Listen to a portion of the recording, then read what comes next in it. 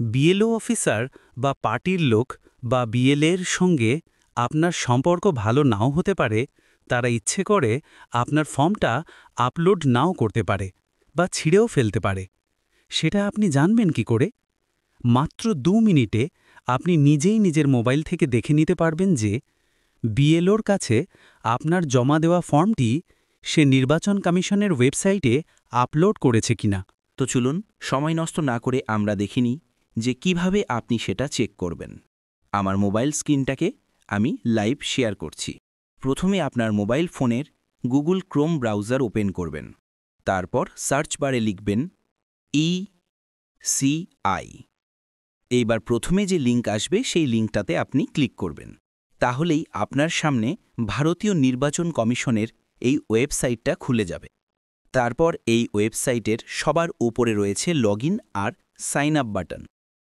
আপনি যদি এর আগে এই ওয়েবসাইটটা রেজিস্ট্রেশন করে থাকেন তাহলে আপনি ডাইরেক্ট লগইন বাটনে ক্লিক করে লগইন করে নেবেন। আমি ধরে নিচ্ছি আপনি প্রথমবার এই নির্বাচন কমিশনের ওয়েবসাইটে এসেছেন।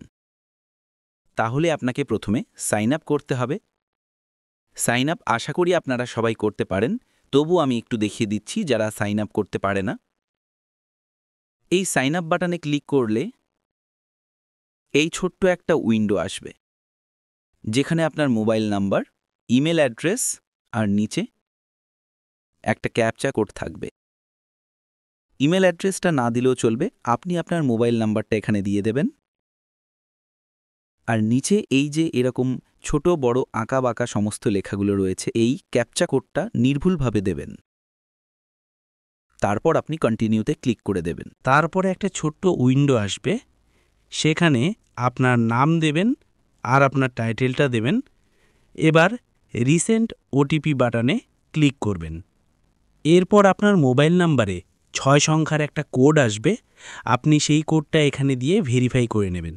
তারপর আপনি লগইন বাটনে ক্লিক করবেন। লগইন বাটনে ক্লিক করে আপনার মোবাইল নাম্বারটা দেবেন আর নিচে আঁকা বাঁকা ক্যাপচা কোডটা দিয়ে আপনি লগইন করবেন। এবার মোবাইলে আবার লগইন করার জন্য ওটিপি আসবে, সেই ওটিপিটা দিয়ে দেবেন আর ভেরিফাইয়ে ক্লিক করবেন। এইবার আপনি নির্বাচন কমিশনের ওয়েবসাইটে আপনার অ্যাকাউন্টে প্রবেশ করে যাবেন।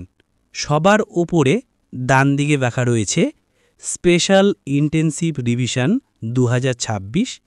তার নিচে সবুজ কালারের একটা বাক্সার মধ্যে লেখা রয়েছে ফিল এনুমারেশন ফর্ম। এবার সেটাতে ক্লিক করবেন। এইবার এই উইন্ডোটা খুলে গেলে পরে আপনি এখান থেকে আপনার স্টেট বা রাজ্য সিলেক্ট করে নেবেন নিচের ড্রপ ডাউন থেকে।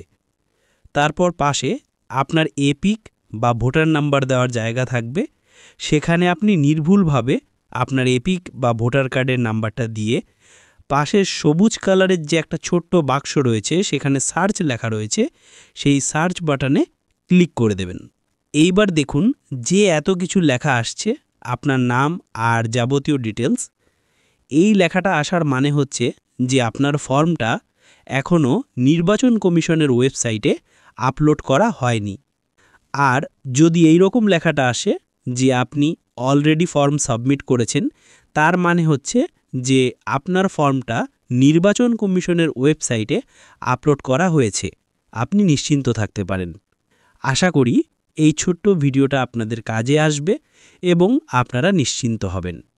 ভালো লাগলে ভিডিওটা অন্যদের শেয়ার করে জানার সুযোগ করে দেবেন এবং কমেন্টে অবশ্যই ভিডিওটা কেমন লাগলো সেটা জানাবেন। ধন্যবাদ। ভালো থাকবেন, সুস্থ থাকবেন।